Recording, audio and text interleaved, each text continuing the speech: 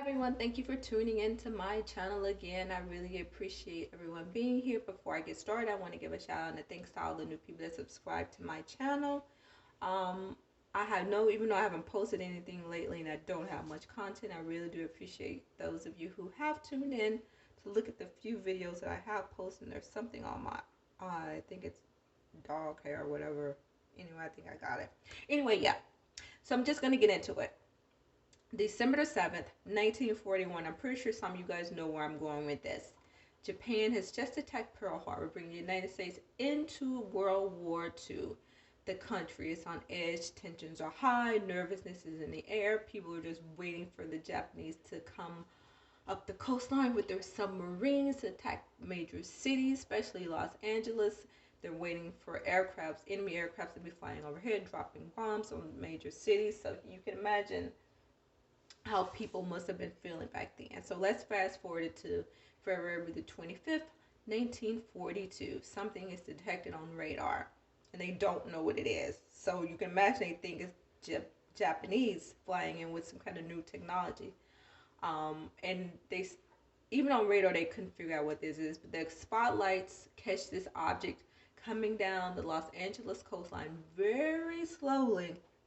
And at 4 a.m. in the morning, I think it's somewhere around 4 a.m. in the morning, the city goes into blackout mode. The sirens come on, and they start unloading enemy air. What is it called? Enemy air rounds at this thing in 4 o'clock in the morning. It went on for like 30 minutes. They launched over 1,400 rounds at this object, never bringing anything down. So when the sun comes up and everything's quiet and the sirens are gone off and a little bit of the nervousness is out of the air, people come out to see what happened. I believe 8 people died in this thing. Is what happened in LA. And when the sun comes up, they don't see anything on the ground except for the spent shells that have been fired from this enemy air gun, whatever thing. I don't know what you call it. And that's all they see on the ground. There is no Japanese ship being found, no aircraft, no nothing. And some people want to speculate that it was a weather balloon. No way that I think that was a weather balloon. I mean, I think you would have seen some type of shredded material on the ground if it was a weather balloon. This thing was moving down the coastline slowly, and with 1,400 rounds fired at this thing, they would have easily brought a weather balloon down. But no, I don't believe that was a weather balloon, and it definitely wasn't the Japanese, because they would have, if that was a Japanese aircraft, they would have easily brought that down with the amount of rounds they fired at it. So no, it wasn't a Japanese aircraft. At least I don't believe that. But of course, that's what the army, the military, the government would like for you to believe. And then you have to think about, this was a couple of years before Roswell.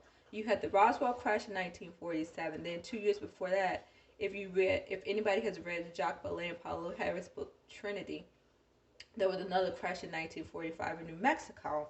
So it would make sense that this object that was seen over LA would have been a UFO, or UAP as they like to call it these days. That's what I'm leaning to, but I cannot say that for certain. But yeah, I guess what I'm getting at is why is this case talked about more. You had people who died as a result of this object flying over LA, and you can clearly see in the image that there was something captured in the spotlight. If you guys haven't seen the picture, you guys should go Google it and check it out, because you can clearly see something captured in the spotlight of the Army searchlights on this thing. So yeah, I guess I just would like to hear more about this situation, because you don't find a lot of people talking about it. So I want to talk about it tonight, at least give my little opinion about it. I'm no major researcher, of course, but it is an interesting case, and I definitely think there's something more to this case. It definitely wasn't a weather balloon, and it definitely was not the Japanese. Like I said, you would have found something the next day, some type of downcraft metal if it was the Japanese. So no, it wasn't the Japanese.